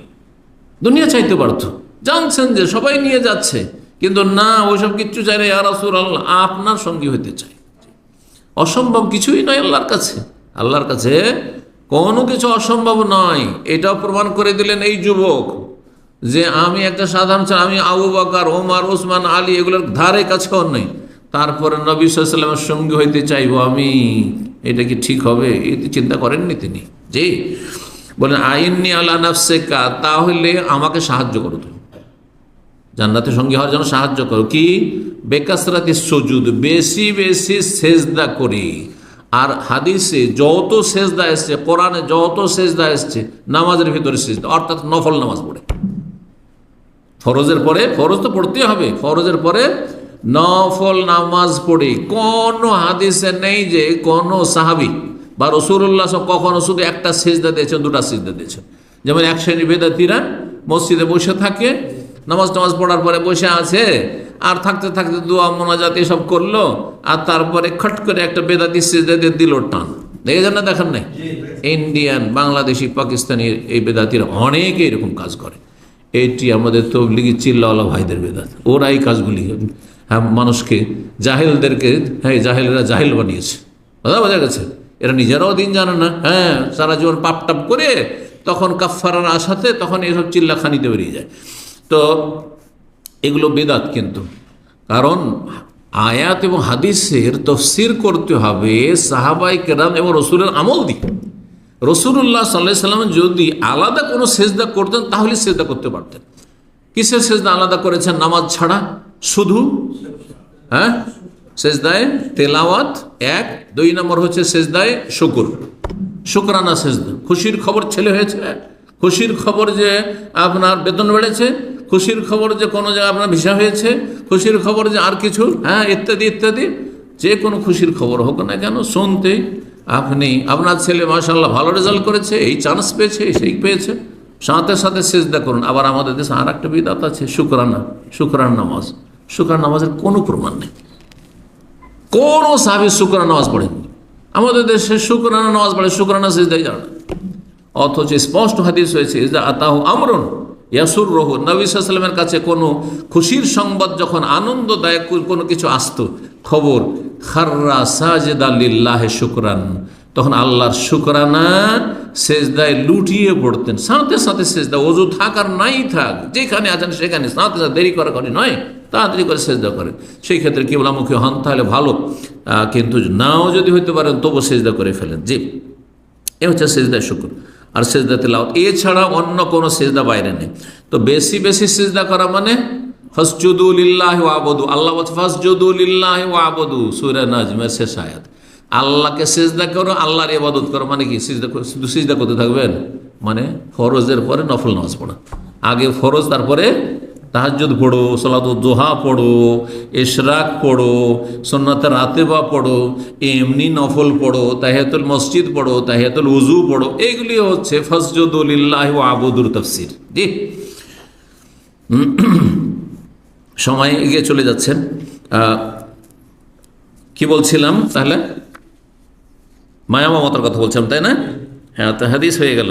8 নম্বর হক, তা হচ্ছে যারা গৃহকর্মী বা অধীনস্থ তাদের সাথে সম্মানজনক আচরণ করা। তাদের একটা সম্মান আছে, তাদেরকে ছোট করবেন না, বরং তাদের সাথে সম্মানজনক আচরণ করবেন এবং তাদেরকে ভালো উপদেশ দেবেন, তাদের জন্য দোয়া দেবেন। দোয়া করা, দোয়া দিলে মানুষের মনে খুশি হয়, আনন্দ হয়, দোয়া দেবেন। জি, নিজে যদি দোয়া চান গরিবের, তাহলে আগে তাদেরকে দোয়া দেন, আল্লাহ তোমার ভালো করুন, আল্লাহ তোমাকে সুখী করুন। এই দোয়াগুলো দিতে অসুবিধা কি আছে? আমার বাড়িতে চাকর চাকরানি কাজ করে, তাদেরকে এই দোয়াগুলো দেন, আল্লাহ তোমাকে সুস্থ রাখুক, আল্লাহ তোমার ভালো করুক, নেক হায়াত দান করুক। দোয়া দিলে মনটা খুশি হয়ে যাবে। তো দোয়া দিতে হবে। জি, এই মর্মে হাদিস রয়েছে আনাস বিন মালিক রাদিয়াল্লাহু তাআলা আনহু সম্পর্কে। আনাস বিন মালিক রাদিয়াল্লাহু তাআলা নবী সাল্লাল্লাহু আলাইহি ওয়াসাল্লাম দোয়া দিয়ে, এই দোয়ার বরকতে সেই আনাস একজন গরিবের ইয়তীম ছেলে, বাপ নেই, কার সৎ বাবার ঘরে মানুষ হয়েছেন, সেখানে থাকবেন, পরিচর্যা হবে কিনা, মা নিয়ে এসে নবী সাল্লাল্লাহু আলাইহি ওয়াসাল্লামের কাছে দিয়ে চলে গেছেন। এই অবস্থায় তার ধন সম্পদ, অঢেল ধন সম্পদ আল্লাহ দিয়েছিলেন এবং তার ছেলে মেয়েদের সংখ্যা 100-র বেশি ছিল। হাদিস শোনাই, সহিহ বুখারীতে হাদিস রয়েছে 1846 নম্বর হাদিস। আনাস রাদিয়াল্লাহু বলেন, দা আলী রাসূলুল্লাহ আমার জন্য দোয়া করে দিয়েছিলেন। কি বলেছেন? আল্লাহুম্মা আকসির মালাহু ওয়া ওয়ালাদাহু, আল্লাহ তার ধন সম্পদ এবং ছেলে মেয়ে বাড়িয়ে দাও, বৃদ্ধি করে দাও। ওয়া আতিল হায়াতাহু, এবং তাকে, তার হায়াতকে দারাজ করো। জি জি, বা এটি রয়েছে ইবনে আসাকের। আর সহিহ বুখারীতে রয়েছে যে আল্লাহুম্মা আকসির মালাহু ওয়া বারিক লাহু ফিমা আতাইতাহু, তার ধন সম্পদ এবং ছেলে মেয়ে বৃদ্ধি করো, এবং অবারিক লাহু ফিমা আতাইতাহু, আল্লাহ যা তাকে দেবে বা দিয়েছ তাতে তুমি বরকত দান করো। বরকতের দোয়া করে দিয়েছিলেন, ধন সম্পদের আধিক্যের দোয়া করে দিয়েছিলেন, ছেলে মেয়ের আধিক্যের দোয়া করে দিয়েছে, প্রাচুর্যের দোয়া করে দিয়েছিলেন। বলছেন আনাস নিজে বলছেন, ফাকসার আল্লাহ আজন মালি, আল্লাহ আমাকে অঢেল ধন সম্পদ দিয়েছেন, একটা গরিব ছেলে অঢেল ধন সম্পদ দিয়েছেন। আর কি বলছেন যে হাত্তা ইন্নাকার, এত বরকত আল্লাহ দিয়েছিলেন, হাত্তা ইন্না কারামাল্লি ইয়াহমেল মাররাতেন, আমার আঙ্গুর বাগান ছিল, সাধারণত সবার বাগানে একবার ফলন হয়, বছরে 2 বার ফলন হইত। আল্লাহ, 2 বার ফলন হইত। আর বলছেন ওয়ালাদি লিসুলবি, আর আমার নিজের সন্তানদের সংখ্যা ছিল মেয়া ওয়াসিত্তা, 106 জন। 106 জন।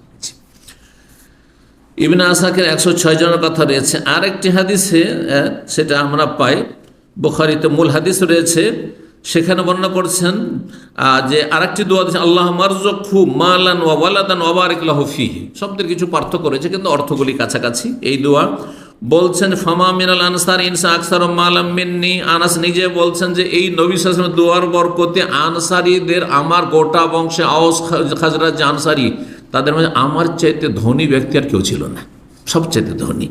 আর কি ওয়াজাকারা, তিনি উল্লেখ আন্নাহু লা ইয়ামলিকু যাহাবান ওয়ালা ফিযা গায়রা খাতামি, যে যখন দোয়া দিয়েছেন নবী সাল্লাল্লাহু আলাইহি ওয়াসাল্লাম, তখন আমার বাড়িতে ঘরে একটু স্বর্ণও ছিল না, একটু চাঁদিও ছিল না, শুধু একটা আংটি ছিল, চাঁদির একটা আংটি ছিল।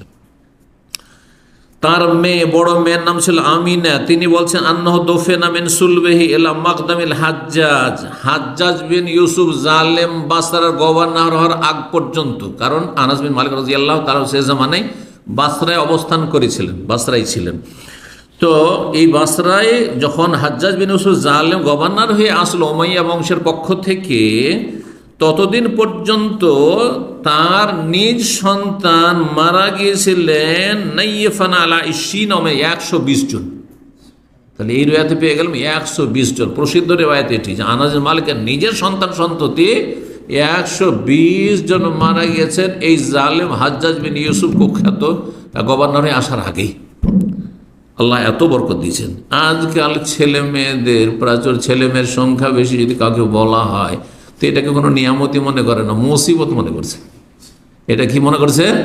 মুসিবত মনে করছে মূর্খরা, বুঝতে পারছেন না? অথচ কত বড় যে নিয়ামত, জি, যাদের যেই দেশে জনবল আছে সেই দেশে সব কিছু সস্তা, যে দেশে জনবল নেই, শ্রমিকের অভাব, হ্যাঁ, সেই দেশের সব কিছু দাম বেশি।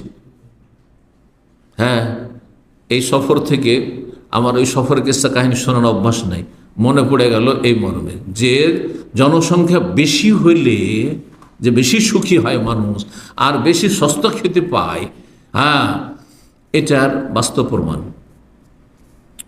একটা সুন্দর জামা নিয়ে এসছে এবারে আপনার ব্রিটেন সফরে, মানে না, টি শার্ট গেঞ্জি নিয়ে এসছে, খুবই সুন্দর, বেশ ভালো, মাশাআল্লাহ, কটন। তো ভাবলাম কোন দেশের আছে একটু দেখি, তো দেখছি মেড ইন বাংলাদেশ। 5 পাউন্ড মানে 25 রিয়াল দাম। আচ্ছা, তারপরে ওখানে কেন তৈরি হয় না? আচ্ছা, একটা কোট নিয়ে এসছে, কোট দেখলাম, চিন্তা করলাম কোটটা যে কোথাকার আছে এটা দেখি, বলছে মেড ইন ইন্ডিয়া। বুঝতে পারছেন তো? চিন্তা করুন, যেসব দেশকে এত উন্নত মনে করছে তাদের নিজের, হ্যাঁ, এসব তৈরি করার মতো লোকজন নেই, জনবল নেই। তো জনবল থাকলে ফায়দা আছে। আমরা 9 ভাই, আমাদের নিজের কথা বলি, 9 ভাই, আমি বড়।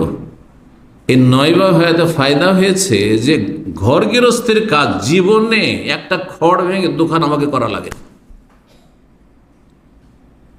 একসঙ্গে ধান ভেঙে নিয়ে আসতে হবে, ধান ভাঙা বলেন তো, মানে চাউল কুটিয়ে নিয়ে আসতে হবে। চাউল কুটা বলেন না ধান ভাঙা বলেন? ধান ভাঙা, দুটোই বলেন। তো ধান ভেঙে নিয়ে আসতে হবে, কারণ নিজের ধান তো ধান। এই চাউল কেনাটা ছোট লোকই ছিল তখন। আজকে থেকে 30-40 বছর আগে চাউল কেনা খেত বলছে ওই হাটের চাল ঘাটের পানি, আমাদের আঞ্চলিক ভাষা, হাটের চাল ঘাটের পানি, যার ফলে চালটা নিজের বাড়ির হইতে হবে, চালটা নিজের বাড়ির হইতে হবে। এখন বড় বড় আমাদের আত্মীয় স্বজন, হ্যাঁ, যারা আছে বড় বড় ধনী, কোটি কোটি টাকার মালিক, হাসপাতাল আছে, তো আরও কত কি আছে, টেকনিক্যাল কলেজ, অমুক তমুক, হ্যাঁ, নার্সিং কলেজ আর ফার্মেসি কলেজ, আর তার আগে এদিকে চাল কিনে খাচ্ছে। আরে বাবা, এক সময় ছিল আমার ছাত্রের জীবন, 13 বছর, 15 বছর, 18 বছর বয়সে, তখন হাটের চাল ঘাটের পানি ছিল। তোমাদের জমি জায়গা আছে, তো তোমরা নিজের চাল বাড়ির খাও না কেন? তো বললো যে কে এত ঝামেলা করে, আর মহিলাদের কষ্ট দিয়ে লাভ কি, ধান সব বিক্রি করে দিয়েছি আর এই চাল কিনে নিয়ে আসছি। ধান বিক্রি করে এখন চাল কিনে নিয়ে আসছে, বুঝতে পারছেন? জমি জায়গা আছে, ধান আছে, ধান সব বিক্রি, কেউ চাল কোটে, চাল কোটা দিয়ে যেত সব আমার ছোটো ভাইরা। কার কি কাজ? আমার কাজ। আমার বাবার যেহেতু আমি খলিফা, স্থলাভিষিক্ত, যে ওই যে টাকা দিতে হবে, এই কত লাগবে, এত টাকা দিয়ে দিলাম, বাস হয়ে গেল। জীবনে কাজ করতে হয়নি, কতদিন হাট বাজার থেকে মাছ কিনে নিয়ে আয়, গোস্ত কিনে নিয়ে আয়, ওইটা কিনে নিয়ে, কোনো কিছুই করতে হয়নি, ব্যাস টাকাটা দিতে হবে আমাকে, এইটা দায়িত্ব। তাহলে কত বড় নিয়ামত, চিন্তা করুন। এগুলো এক একটা করে চিন্তার বিষয় রয়েছে। কথা লম্বা না করে শেষ করতে যাচ্ছি। কয় নম্বর বলা হয়েছে? 8 নম্বর বলা হয়েছে। 9 নম্বর হচ্ছে যদি কোনো কষ্টের কাজ থাকে তাহলে সেখানে সহযোগিতা করা। অনেক সময় কাজের মেয়ে বাড়িতে, মেহমান ছিল বাড়িতে, খাওয়া দাওয়া করে আপনারা ঘুমিয়ে গেলেন আর লাগিয়ে দিলেন কাজে, রাত 12টা 1টা 2টা পর্যন্ত কাজ করতে হচ্ছে। এমনটা যেন না হয়, এমনটা যেন না হয়। বরং কি করবেন? সহযোগিতা করবেন। সহযোগিতা করলে তাড়াতাড়ি হয়ে যাবে। যদি সবাই মিলে কাজ করে তো তাড়াতাড়ি হয়ে যাবে। তা না করে লাগিয়ে দিলেন, সকালবেলা মাদ্রাসা স্কুলে পাঠাইতে হবে, ওই কাজের মেয়েকে আবার লাগিয়ে দিলেন, কাজের ছেলেকে লাগিয়ে দিলেন, আর রাত্রে আবার গভীর রাত পর্যন্ত এরকম কাজ করবেন না। সকালে সহযোগিতা করেন, রাত্রে কিছু সহযোগিতা করেন, তাড়াতাড়ি কাজগুলো হয়ে গেল, আপনারা একটু কাজ করা হলো, শরীর সুস্থ থাকে।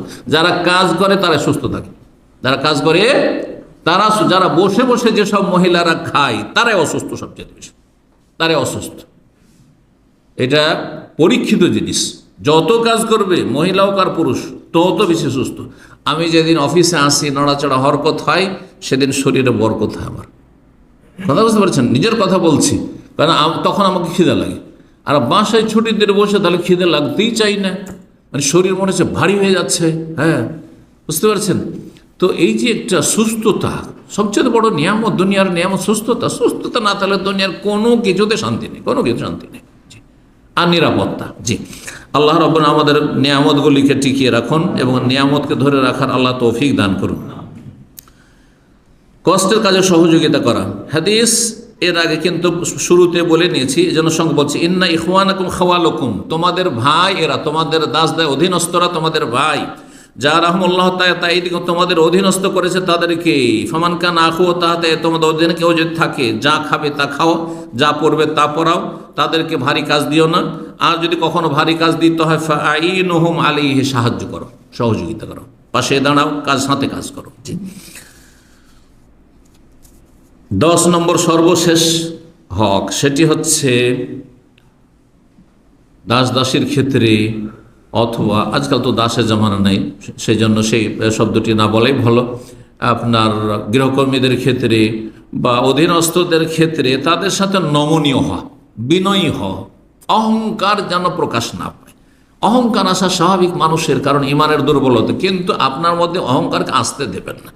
কেমন করে আসতে দেবেন না আপনি, তার জন্য আপনাকে সেই টেকনিক অবলম্বন করতে হবে যে আমি কিছু এমন আচরণ, ভালো আচরণ করব যাতে বোঝা যায় যে আমি তার সাথে নমনীয়, বিনয়ী, এবং তার একটা অনুভূতি হয় যে তার মধ্যে কোনো সিনিয়রিটি নাই, যে আমি তোমার চাইতে সিনিয়র।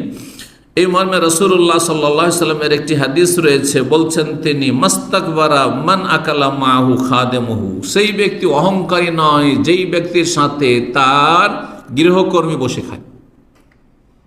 আপনার স্ত্রীর সাথে আপনার স্ত্রী নিয়ে খাবে কাজের মেয়ে, আপনার কাজের ছেলে আছে, বাড়িতে চাকর আছে, তাকে সাথে নিয়ে খাবেন, তাহলে আপনি অহংকার মুক্ত।